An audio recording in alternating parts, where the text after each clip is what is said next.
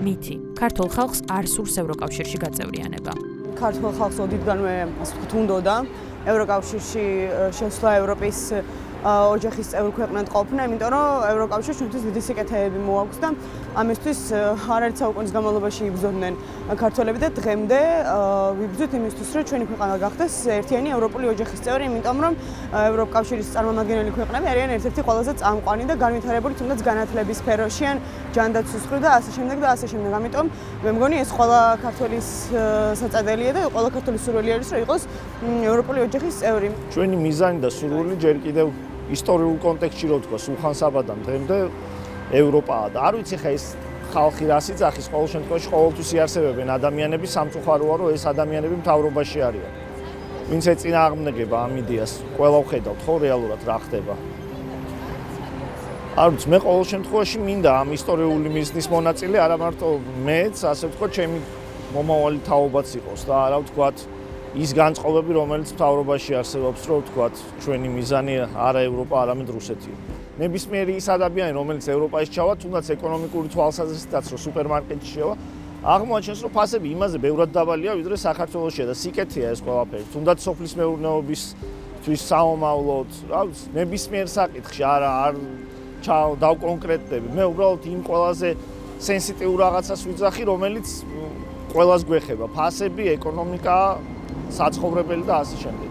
დღეს მიმდინარე პოლიტიკური გადაწყვეტილებებისგან მოტივირებული აქციები აშკარად იმას ემსახურება, რომ ქვეყნის განვითარების სტრატეგიულ მიმართულებად ქართულ საზოგადოებას ყოველ შემთხვევაში მის მომავალს ახალგაზრდებს გულისხმობ, ჩემს თავს და ჩემს მოაზრეებს მიგვაჩნია ევროკავშირი და არა სხვა რომელიმე გაერთიანება და მით უმეტეს სახელმწიფო. სტუდენტი ვარ ახლა და ქართულ რეალობაში სტუდენტის ცხოვრება საკმაოდ რთული არის დამეთანხმებით, ვინც იცის, ანუ ყველა პარლამენტის დეპუტატის შვილი არ არის, რომ მატერიალურად გამართული ოჯახები ჰქონდეს და თუნდაც ის სახელმწიფო გრანტები, რასაც ვიპოვებთ და რამდენიმე დეპუტატი რო ამაგლის ქართულ სტუდენტებს, ჩვენი ცოდნით მოპოვებული არის და არა მათი ჯიბეებიდან ამოღებული ჩვენი გადასახადებით გადახდილი ბიუჯეტიდან მოგდის ეგ გრანტი და ისევ ჩვენ უნდა გამოვიყენოთ ამ ქვეყნისთვის და არა ირადი ჯიბის გასასწრებლად.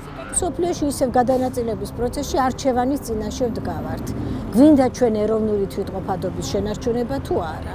კიდე ერთ რაღაცას მინდა გაუსვა ხაზი, რატომღაც ევროპას ლანძღავენ როგორც არ მოწ. გარყნილების ბუდეს და იუნესკო სად არის? სად არის იუნესკო? ევროპაშია, ხო? ევროპა არის კულტურული მემკვიდრეობის დაცვის სააგენტო, სადაც იმ იუნესკომ აღიარა ხო ჩვენი მრავალხმიანობა, ჩვენი დამწერლობა და ასე შემდეგ. ყველა ქვეყნის ამას აღიარებს ევროპა. ანუ თუ ჩვენ გვინდა ჩვენი ეროვნული იდენტობის შენარჩუნება, ჩვენ სხვა გზა არ გვაქვს. უნდა ვიყოთ ევროპასთან ერთად, იმიტომ რომ რუსეთთან ერთად ვიყავით ჩვენ. ვიყავით მეფის რუსეთის დროს, ვიყავით საბჭოთა კავშირის დროს. ევროკავშირი თუ ცუდია და არ უნდათ ამ ადამიანებს, ქართველებს არ გვინდა იქ ყოფნა, მაშინ ამდენი ემიგრანტი არ გვეყოლებოდა. ჩვენ ვიცით რა არის ევროკავშირი. ევროკავშირი არის ბევრად უკეთესი ანაზღაურება, უკეთესი ჯანდაცვა, ყველა სფერო არის ბევრად უკეთესი მათ შორის ევროკავშირში. ჩვენ ვიცით რომ ის სტრუქტურა ჩვენ გვიცავს ფიზიკური მტრისგან, როგორც არის რუსეთი და ასე შემდეგ და ბევრად უფრო პრესტიჟული ადგილია, სადაც თითოეულ ადამიანს, თითოეულ ახალგაზრდას არ ექნება იმის სურვილი, რომ ქვეყნიდან წავიდეს და არჩეს, აქ მიიღოს განათლება და აქ დახარჯოს ის ინტელექტუალური რესურსი, რასაც მიიღებს და მათ შორის განათლებას შევეხედა, კი განათლება ბევრად უფრო ხარისხიანი არის ის ევროკავშირში და ამას მოწმობს ის, რომ ძალიან ბევრი ადამიანი მიდის ევროკავშირის სასწავლებლად და სამწუხაროდ ჩვენი ეგრეთ წოდებული მთავრობა ამ პრივილეგიასაც ძალიან მალე მოგვისმობს. მოგეხსენებათ თანამედროვე სოფლიოში, მით უმეტეს ევროკავშირის ფარგლებში საზღვრები ფაქტურად აღარ არსებობს, მხოლოდ ფორმალური არის.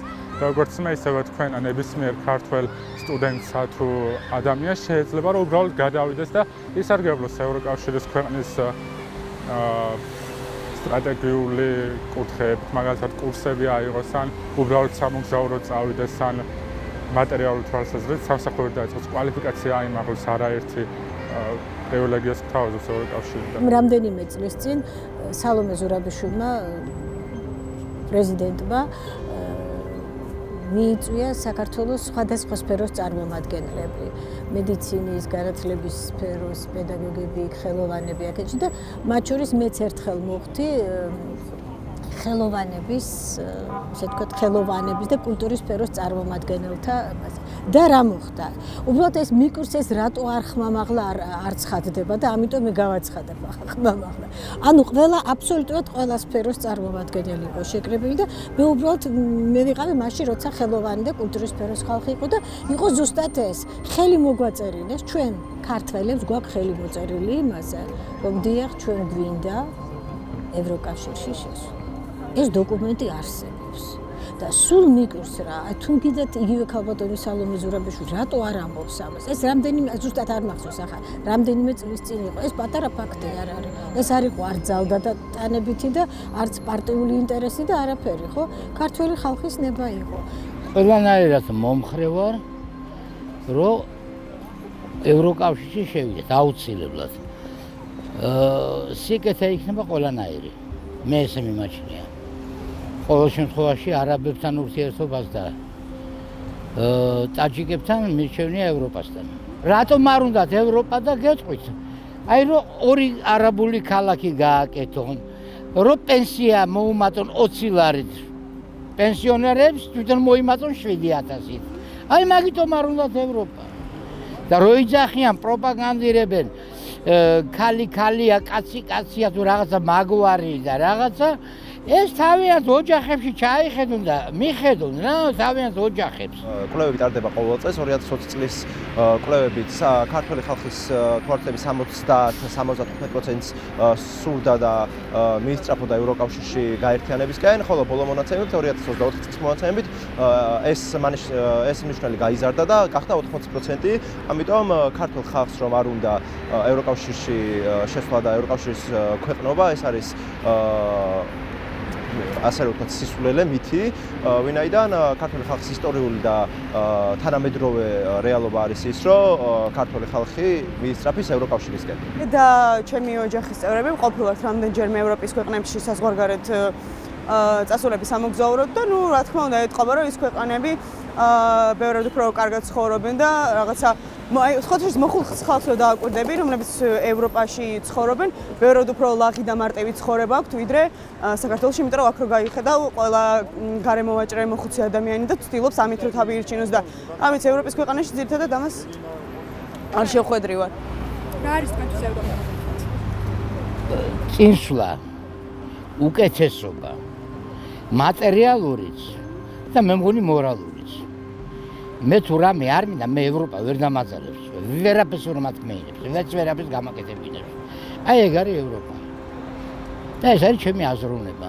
ევროკავშირის ქვეყნის სტატუსის ქონა არის ერთგვარი პრივილეგია და ქვეყნის წინსვლის მაგალითი, ვინაიდან ევროკავშირში სხვა ქვეყნებთან შედარებით არის მაღალი მაჩვენებელი, თუნდაც ბედნიერების ინდექსის, ასევე ევროკავშირში განათლების მაღალი საფეხურია, ვინაიდან არა მარტო საქართველოდან, ბევრი ქვეყნიდან განათლების უმაღლესი განათლების მისაღებად ჩადიან ევროკავშირის სხვადასხვა ქვეყნებში, იქნება ეს გერმანია, ბელგია, იტალია თუ ასე შემდეგ, ასევე ჯანდაცვასაც შევეხოთ ევროკავშირის ქვეყნები არის ერთ-ერთი ყველაზე მოთხოვნადი ექიმების კუთხით და ასევე მრავალი სხვა მონაცემი იქნება ეს ეკონომიკა, სასამართლო სამართლიანობა და ასე შემდეგ, ამიტომ ევროკავშირი დაკავშირებული არის თავის ასე ვთქვათ სრულყოფილებასთან, რა თქმა უნდა 100%-იანი არ არის ევროკავშირი, მაგრამ სხვა დანარჩენ ქვეყნებთან შედარებით, სხვა დანარჩენ გაერთიანებებთან შედარებით ევროკავშირი არის ერთ-ერთი ყველაზე მდგრადი და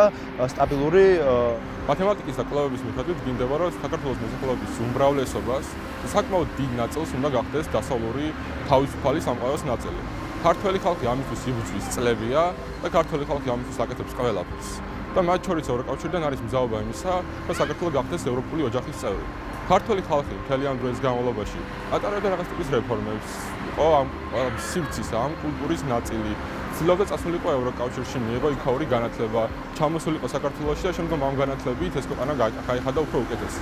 სამწუხაროდ ქართულ მოსახლეობამ ეს ყველაფერი შეაჩერა. შეაჩერა ის ევროპული ბენეფიტები და სარგებელი, რომელიც ქართულ ხალხს ჰქონდა. მშობლები, რომლებიც მიდიოდნენ დასავლეთში, იმისთვის რომ აქ შვილები შეენახათ, და სტუდენტები, რომლებიც მიდიოდნენ დასავლეთში, იმისთვის რომ აქ შეენახათ ოჯახები და გაიგრძელებინათ უკეთესი ცხოვრება და გაიხადათ ეს ქვეყანა უკეთესი. პრობლემა ის არის, რომ ქართულმა ოცნებამ 28-ის მერე, განსაკუთრებით 28-ის მერე თქვა, რომ არანაირი ევროპული მომავალი ამ ქვეყანას აღარ იქნება და იმ დღიდან მოყოლებული ერთწლიანი უწყვეტი პროტესტი და წინააღმდეგობა გრძელდება ამ ქვეყანაში. ამ პროტესტ და წინააღმდეგობის მიზანი არის ერთი. ისე ვიქ, რომ ქართველი ხალხის უმრავლესობას უნდა ევროპული მომავალი.